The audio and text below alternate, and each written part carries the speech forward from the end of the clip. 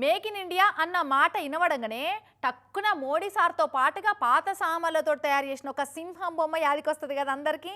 బయటి దేశాలల్లో తయారైన వస్తువులు మనం వాడుకునుడు కాదు, మనమే తయారు చేసి బయటికి పంపాలే అని సారు ఆలోచన.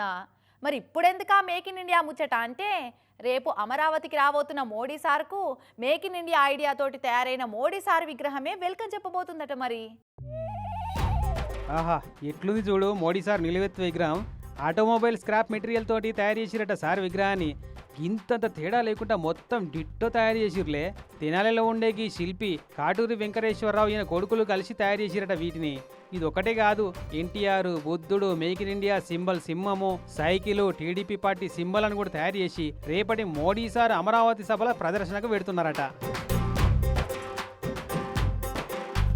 పనికిరాని వస్తువులతోటి విగ్రహాలను తయారు చేసుడు ఇదేం కొత్త కాదట. ఇటువంటి విగ్రహాలను ఇదివరకు మస్తు తయారు చేసిరట వీళ్ళు. ఇక ఇప్పుడు అమరావతి పునఃప్రారంభానికి మోడీ సార్ వస్తుండని ఎరికై గిసుంటి విగ్రహాలు చేయాలని ఆలోచన చేసిన అంటుండు. ఒక పెద్ద అమరావతి అక్షరాలతో కూడిన ఒక పెడస్టల్ని ఐరన్ స్క్రాప్తో రూపొందించాం.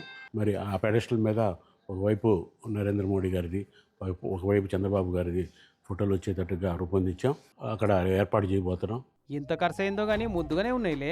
కానీ తన మేక్ ఇన్ ఇండియా ఐడియా తోటి తయారైన తన బొమ్మను చూస్తే మస్తు మురిసిపోతాడు కావచ్చు మోడీ సార్ కూడా. అన్నట్టు 1,00,000 కోట్ల రూపాయల రాజధాని పనులు పునఃప్రారంభం కోసం ఈ పాటికే ఏర్పాట్లు పూర్తయినాయట. అమరావతి చుట్టుముట్టున్న జనాలకు పత్రికలు ఇచ్చి మరీ సభకు రమ్మని పిలిచిరట. ఇక మోడీ సార్ ఎక్కి తిరిగే హెలికాప్టర్ కూడా చక్కగా పనిచేస్తుందా లేదా అని ట్రయల్ రన్ కూడా చేసి చూసిర్రు ఇట్లా.